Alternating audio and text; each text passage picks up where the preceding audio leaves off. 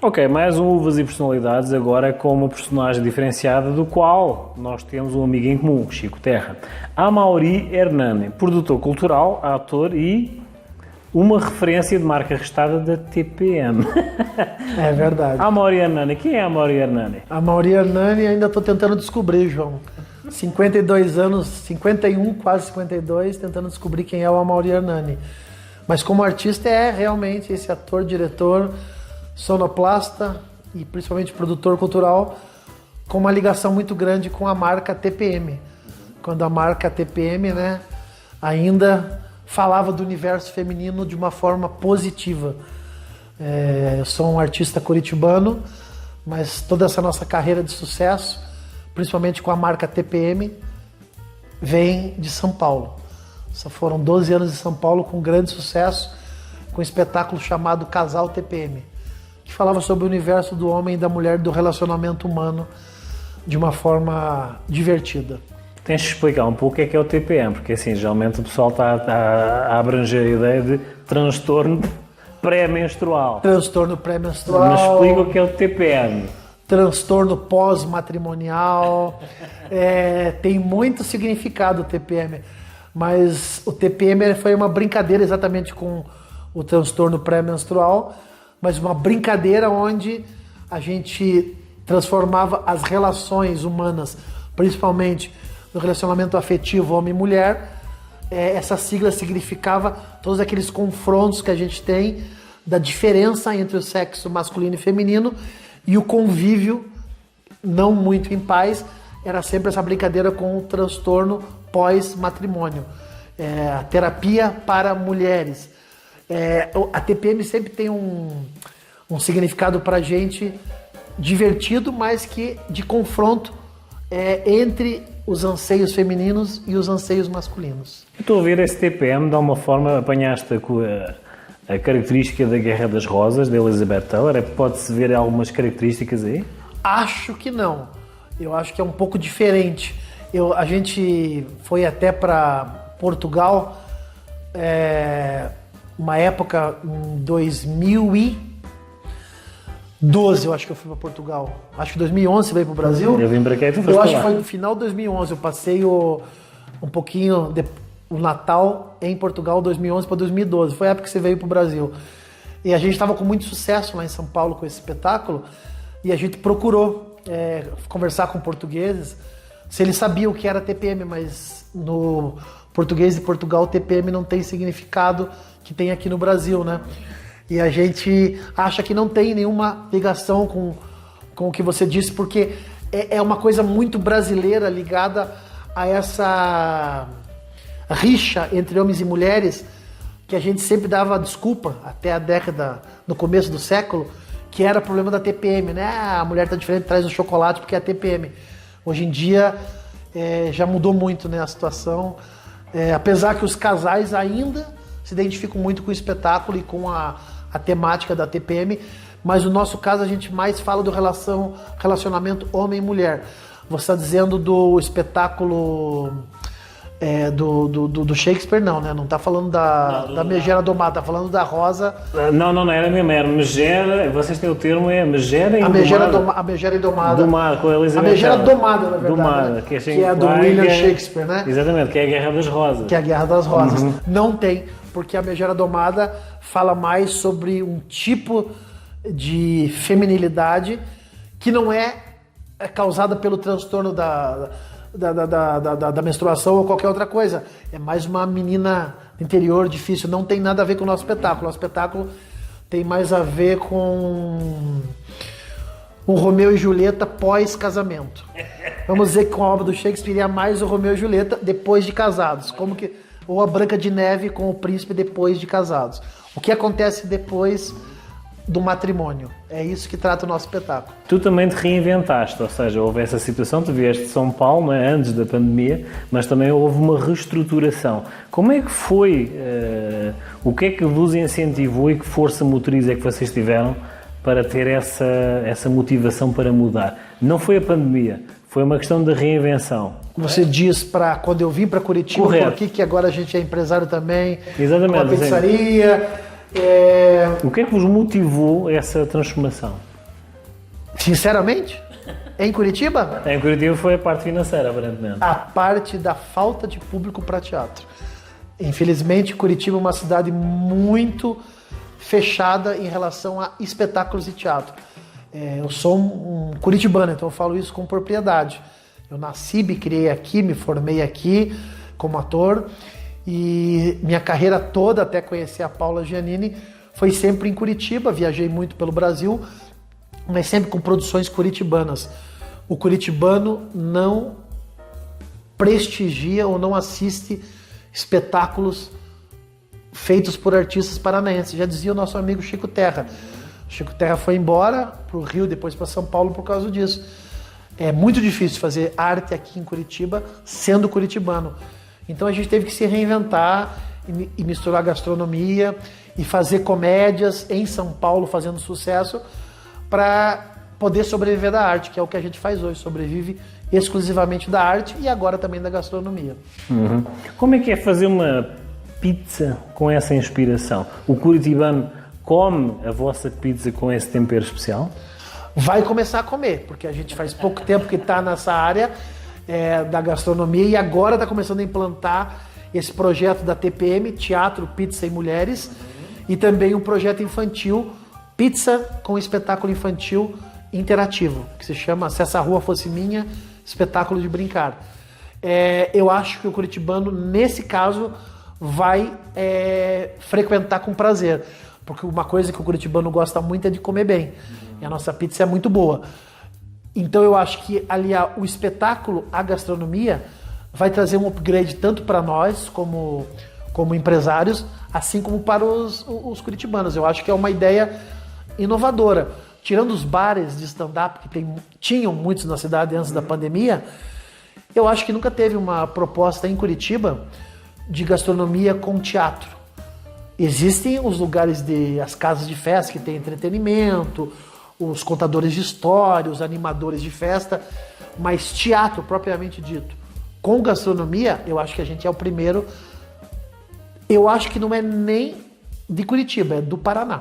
Há uma diferença que ele tem, a pizzaria chama-se Palco da Pizza. O nome da nossa produtora de teatro é Palco Companhia de Teatro. Nós temos a companhia já há 23 anos. Tudo que a gente pega pra gente, a gente se transforma em palco. Então a nossa pizzaria agora é o Palco da Pizza, onde vai ser gastronomia com cultura. Mas então todo o nosso universo de produção cultural sempre é ligado ao palco. Todo produto que a gente põe à mão, a gente quer transformar num produto do palco, que é o que a gente vai fazer com a pizzaria. Nós tivemos lá a pizza, recomendo, tá? Recomendo. E uma das diferenças que o Amaury tem lá no espaço com o Paulo. Ele tá brincando com a Amaury porque eu falei que meu nome é Amaury, não Mauri Hernani.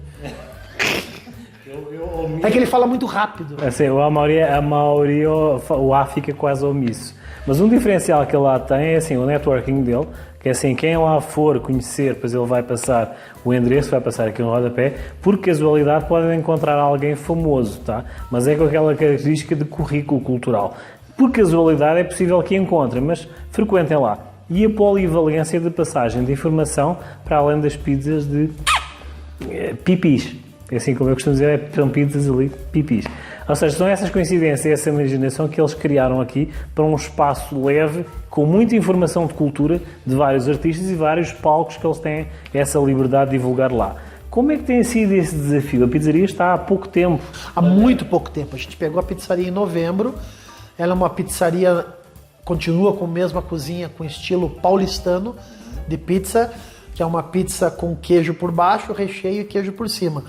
E agora que a gente está começando a implantar nesse começo de 2022 a nossa expertise da cultura, da produção cultural do evento. Ela é uma pizzaria pequena, comporta até 50 pessoas, são 80, mas nosso salão são para 50 pessoas. E a gente quer agregar o universo cultural com a gastronomia. Como que a gente vai fazer? Trazendo eventos de teatro, de stand-up, pessoas que quiserem fazer lançamentos de livro, lançamentos de filme. A gente quer parcerias também com pessoas que estejam gravando tanto filmes como programas. A gente está aberto a parcerias.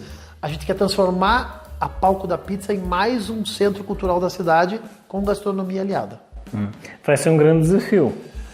A gente sabe disso porque Curitiba é uma cidade que demora para assumir as suas novas ideias, mas a gente acredita que vai ter sucesso pelas nossas experiências anteriores.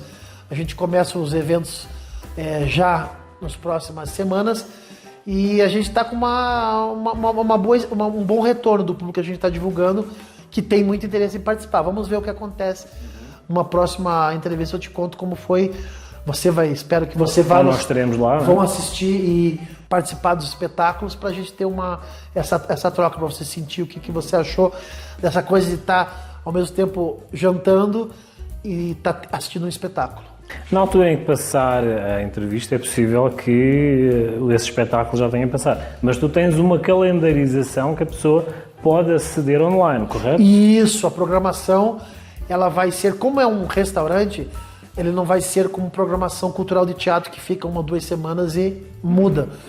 Esse espetáculo para as crianças que vai se estrear no próximo final de semana, que se chama Se Essa Rua Fosse Minha, vai ficar pelo menos até o final de 2022. Todo sábado e domingo às 7 da noite. Vai estar lá o evento, crianças com suas famílias vão assistir o espetáculo de brincar, de resgate de brincadeiras folclóricas, inclusive lusitanas, porque é sobre... o espetáculo fala de universo da colonização brasileira.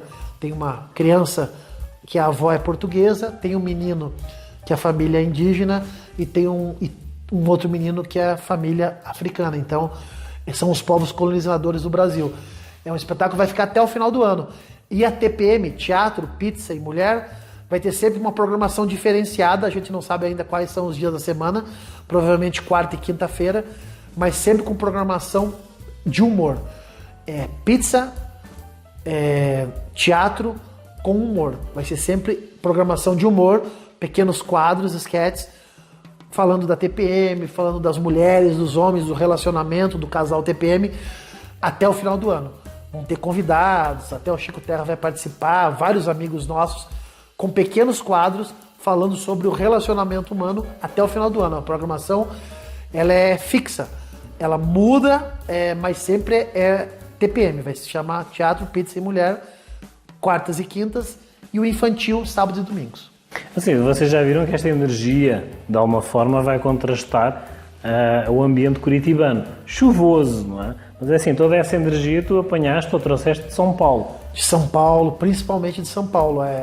São Paulo é uma cidade que não para e aceita, recebe muito bem as pessoas que vêm de fora, né? A gente foi muito feliz lá, eu amo São Paulo, ficamos 12 anos lá, com imenso sucesso, e agora estamos aqui de volta na nossa cidade para trazer essa experiência de sucesso de São Paulo para cá. Mas é um clima bem de São Paulo mesmo, cultura com gastronomia lá acontece em muitos lugares da cidade, e não só no centro da cidade. Falando nisso, a nossa pizzaria é no coração de Curitiba, né? Tá no Cabral, região nobre, maravilhosa, o pessoal adora ali a região do Cabral, do Alto da Glória, é ali que está a nossa pizzaria. Vai estar o endereço embaixo depois. Assim, ele pode comentar. Uma das situações que eu queria que tu passasses, ator e produtor cultural, eu queria que passasse a esta nova geração que atravessou um período de reinvenção a grande custo, mas vocês, de alguma forma, a vossa energia que trouxeram de São Paulo, conseguiu pô-los acima disso. Ou seja, a vossa energia positiva fez com que a pandemia passasse ao lado. O que é que vocês têm a passar para esses jovens atores e produtores que estão agora a gatinhar no mercado como incentivo? Que frase é que tens para eles? Na verdade, a gente tem que aprender a se reinventar. A pandemia não passou ao lado. Ela está bem no centro desse momento da situação. Mas a gente tem que aprender a trabalhar junto com ela, porque senão a gente ia desaparecer como artista. Adaptação? Primeira coisa da adaptação, saber usar essa ferramenta, né? A gravação. O artista do teatro, principalmente, não usava. O artista de televisão, de cinema, está acostumado. Mas nós, das artes cênicas, a nossa arte é muito efêmera. A gente fazia, acabava, as pessoas aplaudiam, próximo dia fazia o espetáculo, nada ficava gravado. Hoje em dia, essa é a melhor ferramenta. A adaptação ao universo virtual e ao universo tecnológico. A gente precisa usar isso, a gente está fazendo muito isso também. Nossos espetáculos todos acontecem ao vivo e também online. Vai ficar lá para a história. Então, essas novas gerações, que já estão muito integradas com esse universo, né, dos TikToks da vida, elas já têm essa ferramenta, elas sabem muito bem dominar a tecnologia.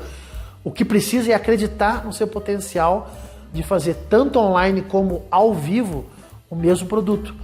Um produto ele pode ter várias formas de distribuição, que é isso que a gente tem que se reinventar, se redescobrir. Um produto ele não pode ser só analógico ou só virtual, porque só virtual ele vai se perder em algum momento, né, nessas nuvens, e só analógico, só presencial, ele vai ser muito efêmero para os nossos tempos, principalmente no teatro. Então a gente tem que qualquer produto ter vários segmentos de distribuição.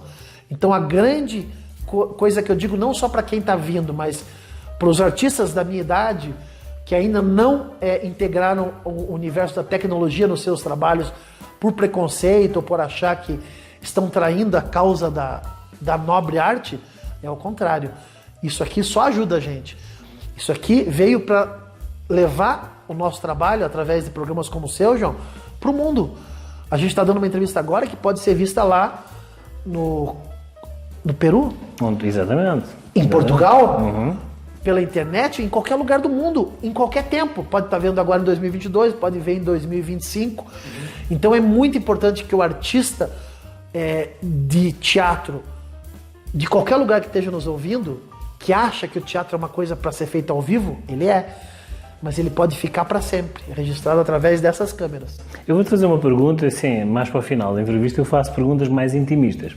Isso é ótimo. E fiz uma pergunta ao Chico, te vou fazer a ti também. Tu atuas em palco, tá? Como? Atuas em palco. Atuas em palco, você que era duas. Atuas em palco, assim, atua praticamente... Eu também agora estou, nos últimos anos, fazendo um pouco de séries e cinema, mas a minha casa é o palco. É o palco. És um influenciador nato, ou seja, não há um influencer digital. O ator de palco é um influenciador. Sim. Eu fiz esta pergunta a Chico Terra para sentir a resposta dele, o calor da resposta dele. Sendo um influenciador, influencias bem, influencias mal ou apanhas os neutros? Sentes-te como um alvo móvel perante essa moralidade? Perante? Essa moralidade do público. Um alvo móvel, sabes? Eu acho que toda profissão, isso não é uma coisa só dos artistas, eu acho, João. Eu acho que são dos comunicadores, são das pessoas que têm coragem de se expor a sua opinião ou o seu produto. Eu não me sinto fragilizado, nem me sinto um alvo móvel.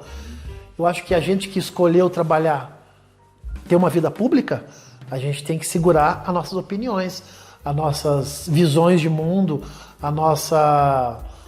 até a nossa falta de que o outro lado nos incentive, queira até nos cancelar. Hoje em dia está essa onda, né, da nova geração, você falou da nova geração, de cancelamento. Tudo é motivo de cancelamento agora. Se tem uma opinião um pouco diferente do rebanho da internet, do rebanho não quero dizer de nenhum, eu não estou falando nada de política, estou falando da ideia geral que as pessoas têm, mas isso não é só com os artistas. Eu também sou um artista muito pé no chão. Eu acho que os artistas, por causa dessa sensibilidade exacerbada de trabalhar com sentimentos, com palavras, com cultura, com literatura, em alguns momentos o artista... Posso falar uma coisa que seja um pouco polêmica, mas não tem problema, né? O artista, de modo geral, principalmente o artista de teatro, ou o artista do universo cultural, ele tem essa tendência de se achar que é um alvo móvel mais sofredor do que as outras profissões que expõem o seu trabalho, mas eu acho que não. Eu sou um artista operário, então eu acho que a nossa opinião é muito importante, a gente tem que mantê-la, mas eu não me acho assim um alvo, eu acho que a gente tenho, na verdade, uma liberdade maior de expressar. Né, como uma outra profissão que não tem essa exposição, não pode estar aqui dando opinião para você, João. Então eu nunca me senti alvo. Eu sempre me senti um atiçador, uma pessoa que vai lá e fica cutucando, como deveria ser o trabalho de todo artista. Não me sinto alvo, não. Eu acho que se eu aceitei ser uma figura pública, as minhas opiniões podem e devem ser contrariadas. E isso não vai me transformar num alvo móvel, num sofredor. Eu não sou muito dessa classe que fica chorando pitanga, entende? A gente leva o tombo e já levanta. És um catalisador de uma discussão saudável? Eu ou as artistas? Tu como ator? Eu como ator e como pessoa sempre fui um catalisador de ouvir muitas pessoas e de ter discussões saudáveis com todas as pessoas. De qualquer nicho político, de qualquer nível social e de qualquer caráter de profissão, de qualquer caráter sociológico. Eu não tenho problemas em discutir e conversar com ninguém. Eu gosto de reunir ideias e depois transformar essas ideias. Eu não vejo nenhum problema, eu não sou um atirador. Eu não sou contra, não sou radical em nenhum ponto. E também não sou isentão em nenhuma situação. Eu sempre tenho uma opinião. Às vezes não é a opinião da maioria. Mas eu sempre prefiro ser esse catalisador de conversas com todo mundo. Qual é o livro ou a frase que te acompanha desde sempre e que te motiva diariamente? Tens alguma frase ou algum livro? Mais uma coisa que eu não sigo a maioria. Eu não tenho um livro ou uma frase. Eu tenho muitos conceitos filosóficos. Eu gosto muito dos preceitos filosóficos que me acompanham no caminho. Mas eu não tenho um livro de bolso, apesar de ter lido muita coisa e gostar de muita literatura, a literatura dramática, a literatura filosófica, a literatura de discussão social, política, de gastronomia, de baixa literatura de HQ, anime, quadrinhos em geral. Eu gosto muito, mas eu não tenho uma frase. Eu acho só que a palavra que me segue ou que o pensamento que deveria ser, que as pessoas deveriam ter acima de tudo, é o amor, principalmente o amor ao próximo. Seja o próximo um animal, seja o próximo uma pessoa, seja o próximo aquela pessoa que você acha que pensa diferente de você. O amor. Primeira coisa que eu levo em questão é ter um respeito e um amor pelas coisas e pelas pessoas. Depois, continuo. Eu não tenho uma frase para falar para você agora do Nietzsche, apesar de gostar muito do Nietzsche, ele é muito radical. Adoro Deus está morto, mas não vou falar isso agora porque isso não é uma frase que me acompanha. Apesar de eu ser ateu, para que eu vou falar Deus está morto? Hoje tenho 50 anos, com 30 até falaria Deus está morto, né? Mas hoje não. Então hoje eu sou uma pessoa mais ligada ao amor mesmo.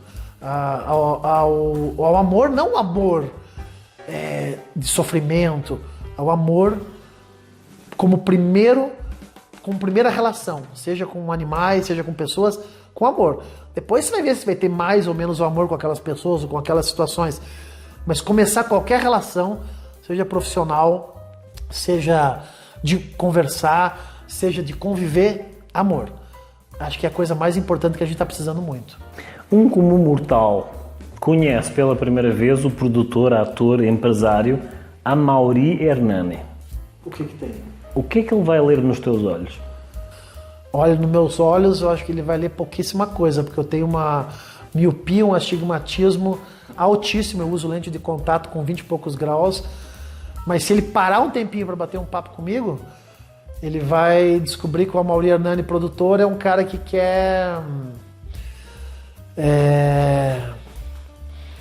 igualdade, de chance para as pessoas poderem fazer aquilo que elas querem, que não prejudique ninguém, que você tenha oportunidade de poder estudar, trabalhar e amar do jeito que você quer. Eu acho que o Amaury Hernani, produtor, está só atrás disso. de tentar fazer com a sua arte o mundo um pouquinho melhor, mesmo que seja pequenininho, né? Porque o artista é um ser muito importante na nossa sociedade, mas o nosso trabalho é muito de formiguinha, né? Um catalisador de discussões. E isso é ótimo, isso eu adorei. Catalisador e provocador de discussões instrutivas e de crescimento e de evolução. A Mauri Hernani está como nosso convidado. Maria, obrigado por teres vindo ao meu programa. Eu que agradeço, João, parabéns pelo teu sucesso, pelo teu programa que viaja o mundo todo. Foi um prazer te receber, foi muito bom eu receber o teu convite de vir até aqui à sua casa, trocar tantas ideias com você, com a tua esposa e depois ter essa entrevista tão gostosa. Obrigado e obrigado ao Chico Terra que fez eu conhecer um cara como o João. A fera. Obrigado, João. Os contactos do Almari vão aqui passar aí em baixo, do palco da pizza também, ali no Cabral, vão lá. Nós gostámos, por isso é que o abduzimos para cá também, tá? Mas vão lá provar, talvez encontrem alguém que vocês conheçam das redes, das novelas, dos filmes brasileiros e também que são amigos deles, mas por casualidade vocês podem encontrar lá no palco da pizza essas e outras personagens. Mas também vão encontrar a gastronomia dele. Obrigado por mais um Uvas e Personalidades e vamos fazer um pequeno intervalo e voltamos já já. E viva Lisboa! E viva Lisboa! No combate do estresse, da ansiedade, insônia, irritabilidade e problemas de estômago, acalme. Exatamente! Acalme é um suplemento da Puriti, que reúne 7 componentes naturais que irão fazer total diferença em seu dia a dia. A camomila, valeriana, o maracujá, o mulungu, amido de milho, erva doce e o triptofano. Sinta mais tranquilidade e esteja cada dia mais de bem com a vida com o Acalme. Ligue agora mesmo e receba em sua casa 0800 555 1200. Os 100 primeiros clientes que ligarem agora e comprarem o kit com 6 frascos no cartão de crédito ganham um polivitamínico de A a Z para fortalecimento do sistema imunológico contra vírus e bactérias. 0800 555 1200. É da Puriti Suplementos. Hi, my name is João Carlos Farraba and I'm inviting you to see the new project of Maori Incorporated Construction, a new oasis. Nearby Curitiba, in Caiobá Beach, there's a new standard of excellence.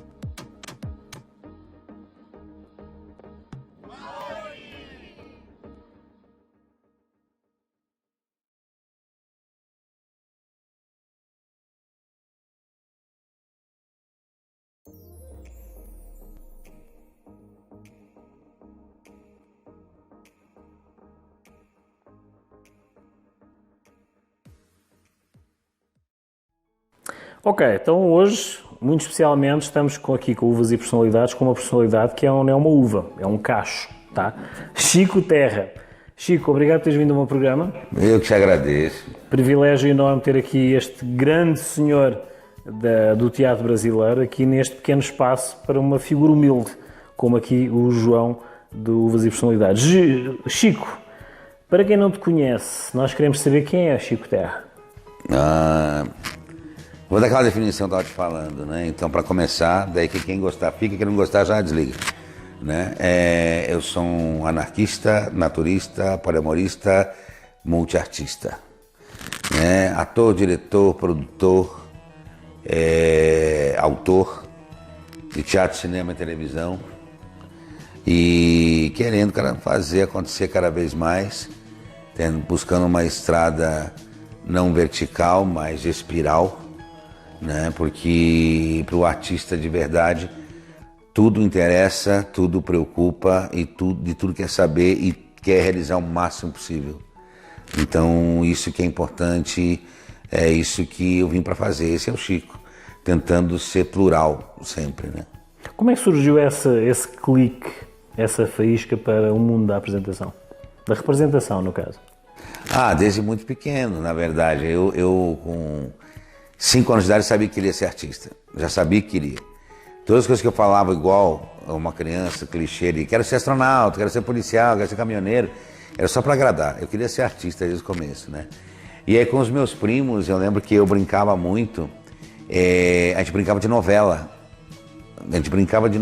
Então, porque era o seguinte, tinham meninos e meninas, e todo mundo tinha brinquedos de meninos e meninas. E daí eu dizia, vamos misturar tudo? Como? Vamos criar uma história. E daí então tudo entrava, era o carrinho da Barbie junto com o Falcon, junto com o futebol de botão, junto com o boneco lá do marionete e tal. Então tudo entrava, a gente brincava de novela. E eu fazia aquilo com uma verdade muito grande, fazia aquilo com uma maneira de uma arte mesmo, né? Então eu percebi que ali eu estava em casa. Ali eu estava em casa, sempre. Essa evolução académica, essa estrutura, foi difícil para ti? Na verdade, eu tinha pouca paciência com os cursos. Por quê? Porque como sempre tudo que eu me interesso eu vou atrás por conta, aí eu olhava muitas vezes o conteúdo programático dos cursos muito lento. No Brasil, principalmente, eu via assim que de cada 10 cursos de teatro, 1 era bom. Muito desproporcional o negócio, né? Continua assim, você é muito honesto, continua assim.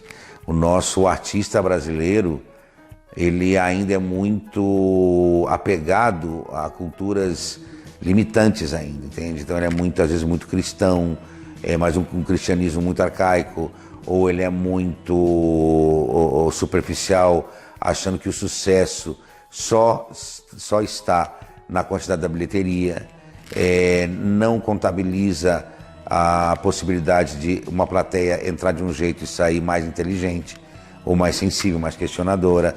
Existe uma confusão muito grande entre arte e entretenimento, entende? O entretenimento ele é feito diretamente para agradar o público o máximo possível. A arte não tem essa preocupação, entende? Por isso que ela acaba agradando muito às vezes, porque ela não tem essa preocupação de querer agradar, ela tem a preocupação de ser ela mesma. Então, para mim, o que era difícil é que eu via, às vezes, professores passando um conteúdo artístico, mas não sendo absorvido pelos alunos, porque eles queriam, na verdade, um entretenimento. É como se diz, né? Existe o artista e existe o desinibido, né? Hoje, uma coisa muito confundida nos meios, né? Muito confundida. Muitos nomes que estão aí, que são grandes, mas que, na verdade, não são atores, porque são nomes que fazem as coisas do mesmo jeito o tempo todo, não versatilizam o universo aonde trabalham, não tornam uma coisa versátil, só que tem uma preocupação, acumular um número de seguidores, né, de público e de receita, e basta isso. Aí alguém quer dizer, pô, mas o que interessa na vida não é a grana? Não, não é a grana. Muita coisa interessa na vida antes da grana, entende? Porque para você chegar a ter uma grana sólida, você tem que ser sólido. Tu és apologista do teatro clássico como aprendizado? Sim, o teatro clássico tem uma importância muito grande, primeiro, para a gente entender um pouco da riqueza do ser humano, né? Seus conflitos, seus problemas, suas diversões, seus apegos, sua necessidade de conquistas, um monte de coisa, que é colocado de forma muito profunda no teatro clássico. E hoje, com a velocidade das coisas no teatro contemporâneo, no cinema contemporâneo, isso às vezes passa desapercebido ou nem passa, né? Então, a gente vai criando, infelizmente, uma plateia que busca cada vez mais o facilmente digerível. E o clássico não é facilmente digerível. E tudo que não é facilmente digerível, na verdade, você sai dali com uma bagagem muito maior, né? O caminho fácil todo mundo quer, né? Facto. Eu perguntei ao Gerson Deliano Não, já está. Eliane, uma pergunta que de alguma forma o artista clássico, chamemos-lhe assim, ou com uma estrutura académica clássica, de alguma forma quer provocar uma discussão, quer provocar uma ideia, quer provocar um discurso. Consideras-te um radical livre? Radical, vou-te explicar como disse ao Gerson, tá? Radical é aquele agente provocador entre o átomo e o próton que está ali a criar movimento. Radical livre nesse sentido. Consideras-te um radical livre? Eu acho que todo artista de verdade deveria se considerar. Deveria se preocupar em ser dessa forma. A inquietude, sabe? Isso é o tempero fundamental. É o não conformismo, o questionamento, a abordagem, esse tipo de coisa.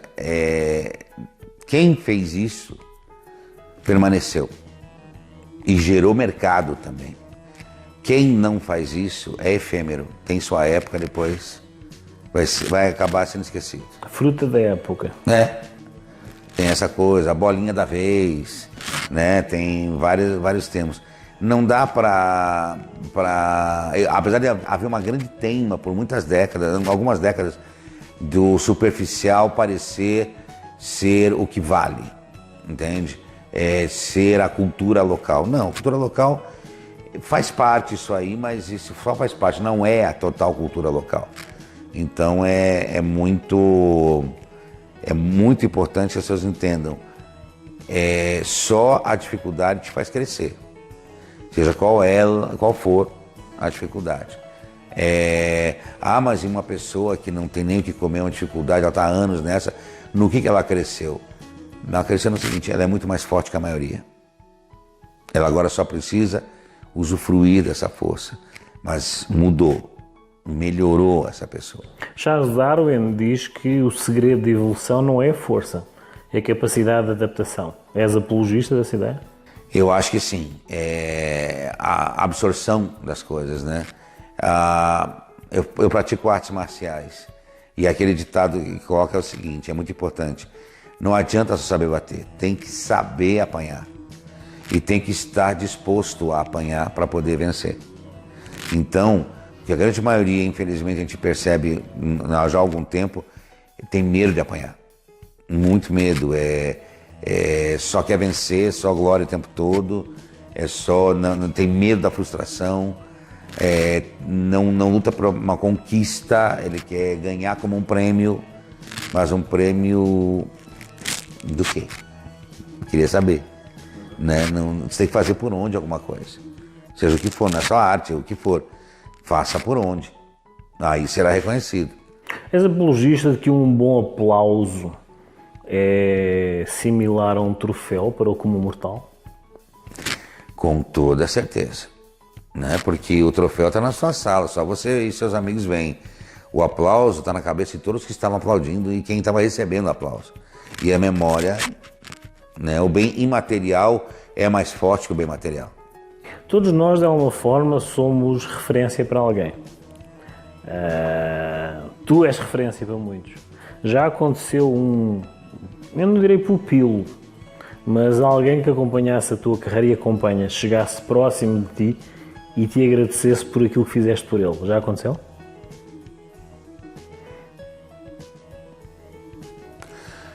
Não, assim não. Já aconteceu memórias, as pessoas lembrarem de coisas e tal.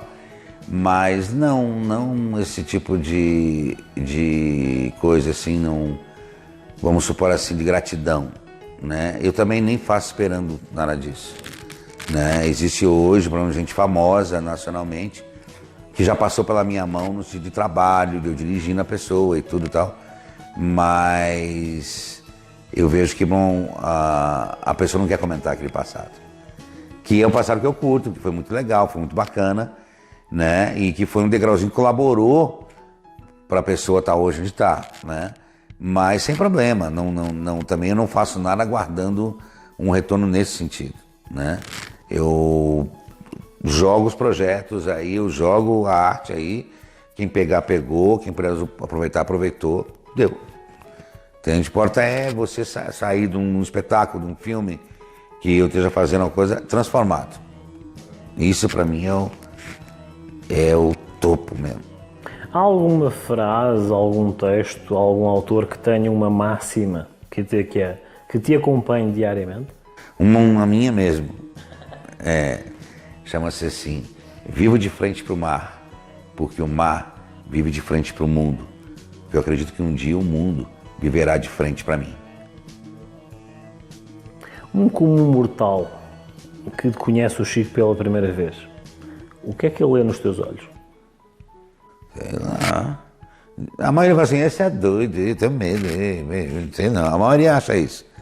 É doido, porque os meus conceitos são mais libertários, porque eu não estou preso a essa cultura atual do fanatismo, da censura, do politicamente correto, do negacionismo, da polarização.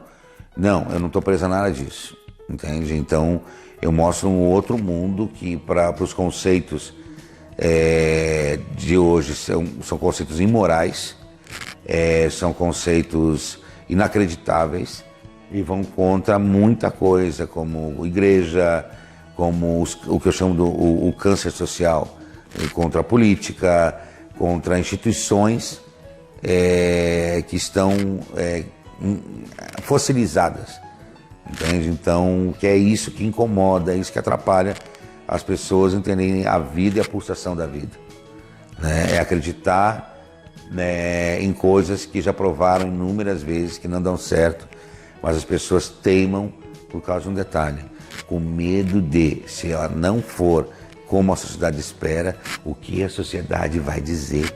Nossa, que medo.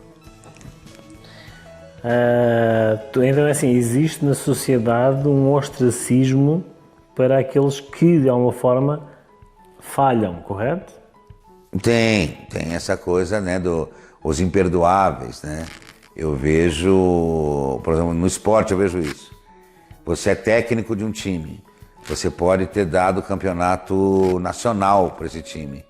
Se no outro ano você não venceu o estadual, você não vale nada.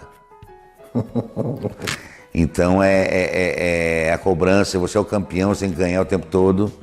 Se você... e ao mesmo tempo, se você ainda não é o campeão, mas luta para ser o campeão, te chamam de prepotente. Quer dizer que você quer ser o campeão? Quem é você para ser o campeão, meu filho?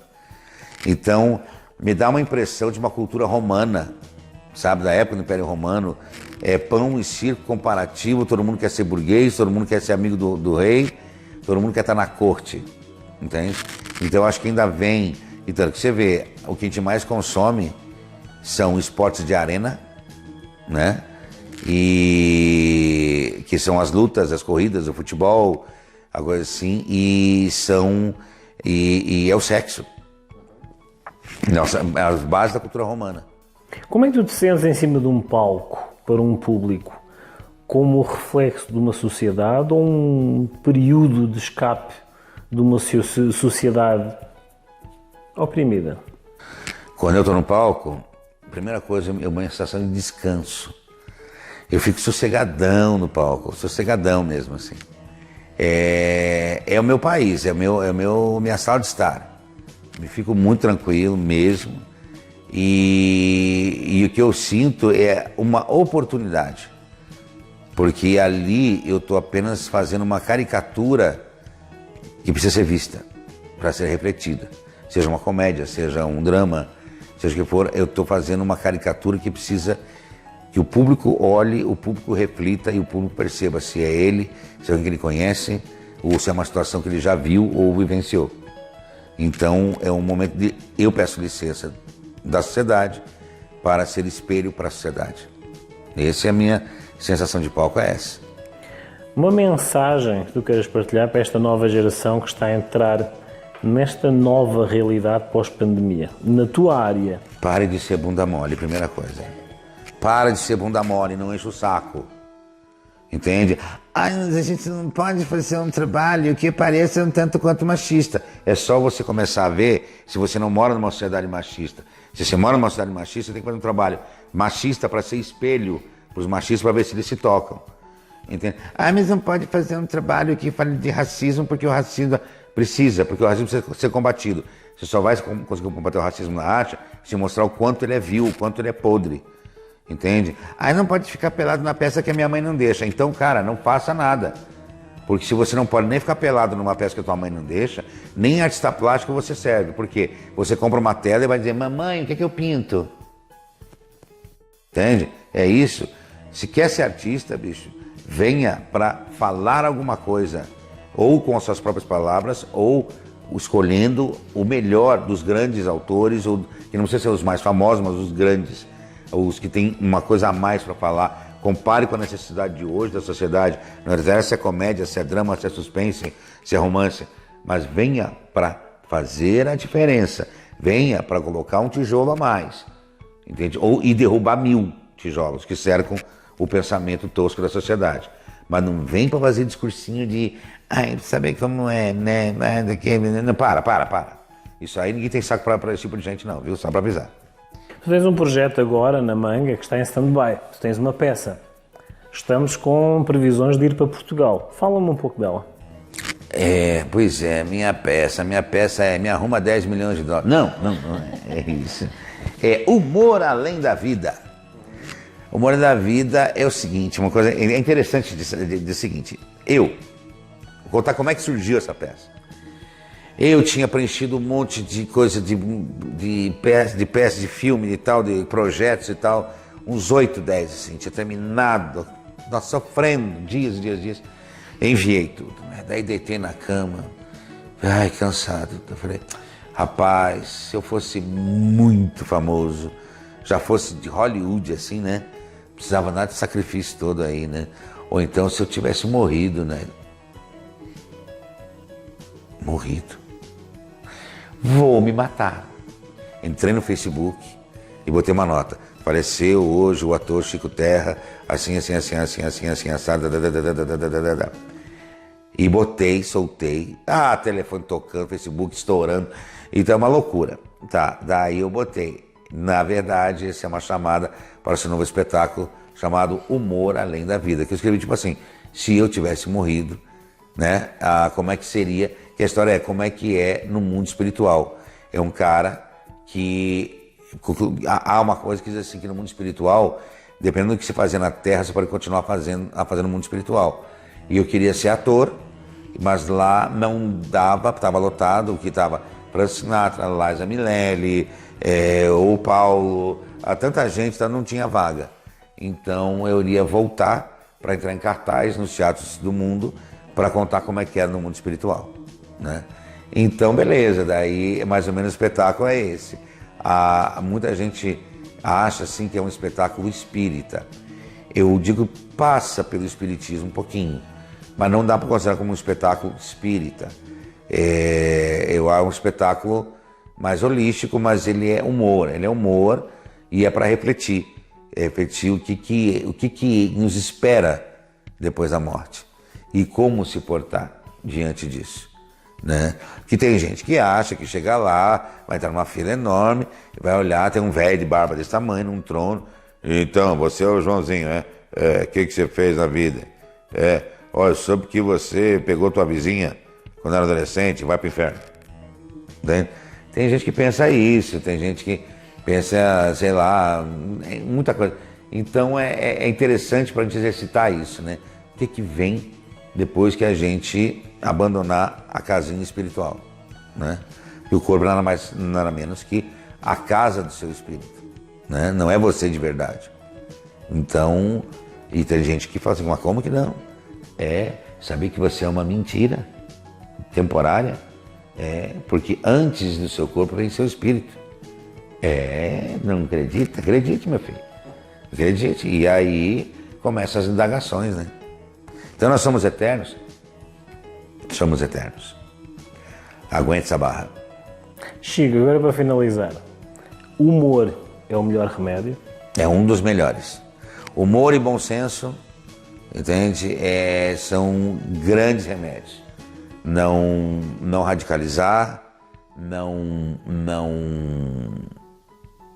deixar de conferir tudo aquilo que se recebe de informação e entender que não se responde ódio com ódio, porque você enfraquece você mesmo, só isso. O bom humor vai desmontando o outro, que te jogou ódio. O bom humor, ele corrói o ódio. E isso é uma grande arma, na verdade. O bom humor é uma grande arma de defesa e de ataque, né? E fica mais colorido tudo, né? Fica melhor, eu penso. E o bom senso, porque também o bom senso quer dizer o quê? Segue aquilo que você acha que é o correto. Não te disseram que é o correto, né? Você acha, você vai medir as consequências de tudo que você fizer, né? Prós e contras, sobretudo. Desde tomar um copo d'água até roubar um banco. Entende? Então, se for roubar o banco, vem lá, hein? Né? Um copo d'água, tudo bem. O banco, use o bom senso. Tivemos no nosso espaço, então, Chico Terra, tá? Assim, acho que tenho confiança com ele para dizer que é um monstro, tá? Que está a passar esta mensagem para a posteridade. Eu tive o privilégio de estar perto desta fera que traz com ele o Zorra Total, praticamente. O Zorra Total, fizemos 4 anos de Zorra Total lá com Maurício Sherman, Fabiana Carla, tanta gente que não dava para falar o nome de todo mundo, que senão fica sendo injusto. Uma experiência deliciosa e que a gente espera que cada vez, mesmo que renovado, volte, né? Tanto para a Globo quanto para outros canais e cada vez mais na internet também, porque o grande barato do Zorra é que muitas famílias viviam daquele programa campeão de audiência, né? A ideia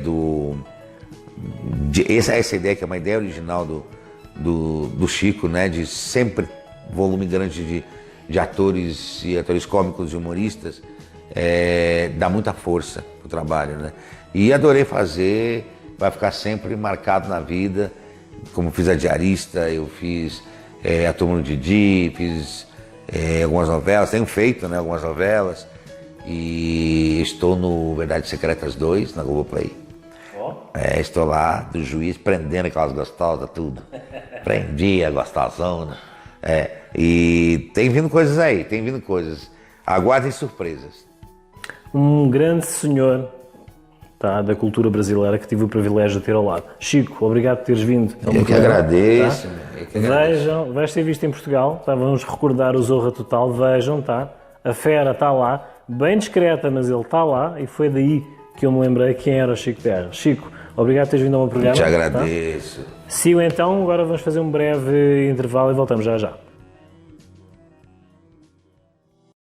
A Buriti Suplementos traz a você um suplemento que veio para revolucionar. O Viva-se Plus. É o único 4 em 1 do mercado, deixando você cada dia mais saudável, fortalecendo o seu sistema imunológico para o combate de doenças, vírus e bactérias. Sucupira, contra artrite, artrose, reumatismo e inflamações em geral. Colágeno tipo 2, contra desgastes nas articulações e melhora a flexibilidade e mobilidade articular. Cloreto de magnésio, fortalece músculos, ossos e nervos.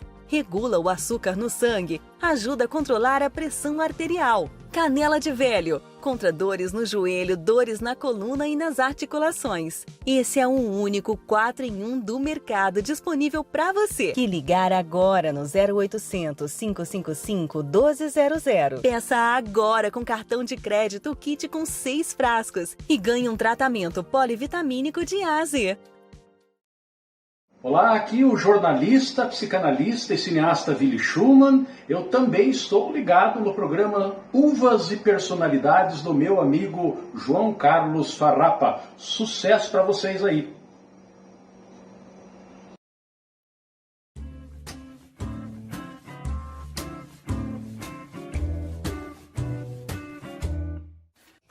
Então é assim, hoje vou trazer 2 uvas francesas, tipicamente francesas, exatamente com a questão de fazer uma pequena comparação nas suas estruturas para que não se percam muitas vezes nos aconselhamentos, nas harmonizações e nas propostas que são feitas.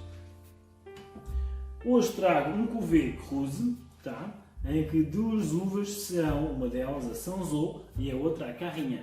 É um vinho de 11,5 graus de álcool, tá? Em que muitas vezes na França são utilizadas para harmonizações clássicas como o pato, muito consumido em França. Sanzot é uma das uvas mais cultivadas em França com uma estrutura muito frutada. Assemelha-se talvez a uma Carmenère. A Carignan, por sua vez, é muito cultivada em Espanha e foi para a França exatamente com o mesmo propósito, de expandir a sua cultura. A Carignan tem uma característica que em todo o mundo tem mais de 66 nomes, sendo exatamente o mesmo estilo, mas com características diferenciadas de acordo com o terroir onde ela é plantada. Muito adequado a sopas, neste período de frio que estamos a atravessar, vai muito bem com massas, pratos bem estruturados, mas mesmo com os seus 11,5 graus, estamos a falar de duas uvas com uma personalidade muito própria e muito harmoniosas perante estas estruturas de proteína que estamos a sugerir. Um pato, uma sopa, uma massa, 11,5 com uma personalidade muito própria.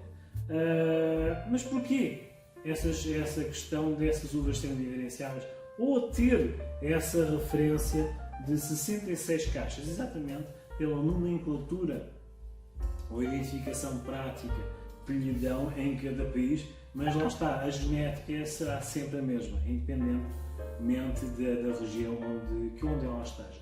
Segue exatamente aquele conselho das 66 formas de as chamarem, sendo somente Carignan, perante aquela proposta que eu vos apresentei de vocês identificarem uma uva do vosso gosto, mas puxarem essa uva de outros países para identificar exatamente essas pequenas diferenças que elas têm, para quebrar os tabus, para se elaborarem mais na prática gustativa, de dizerem assim, não, é complicado, absolutamente, tá?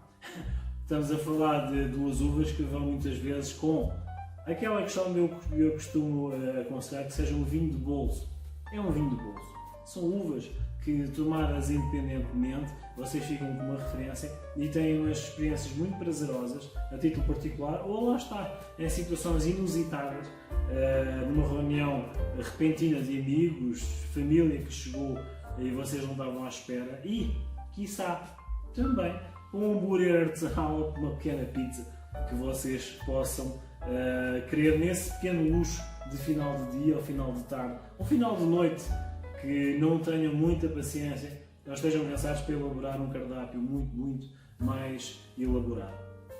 É a nossa sugestão, tá? É assim, Cinsault e Carignan, nada mais é que uma nomenclatura própria francesa, mas lá está, a nível de estruturas posso-vos dizer que chega ou uma Tempranillo ou uma Carmenère, é exatamente a mesma estrutura. Lá está, só que as nomenclaturas e a identificação é diferenciada exatamente pela sua origem do país. Então é assim, foi mais uma explicação, espero que de alguma forma tenha desmistificado a questão das uvas, a questão das estruturas, e proponho-vos que procurem, quebrem esses tabus, procurem, sejam vocês próprios, os vossos próprios Indiana Jones, nesta questão de um vinho acessível que tenha exatamente as mesmas uvas e não compliquem.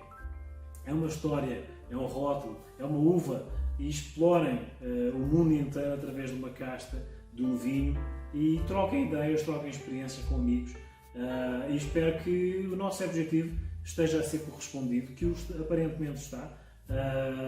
O feedback que nós estamos a ter dos nossos acompanhantes e amigos com estas duas uvas, Carignan e Cinsault, nada mais é do que uma semelhança com a Tempranillo e Carmenère, como nós tivemos dito. E espero que gostem, rompam esses tabus de não beber vinho, experimentem coisas novas, quebrem determinados tabus, quebrem regras, vamos fazer uma coisa diferente, vamos evoluir a nível cultural e, quiçá, através do rótulo de uma garrafa de vinho ou de uma uva.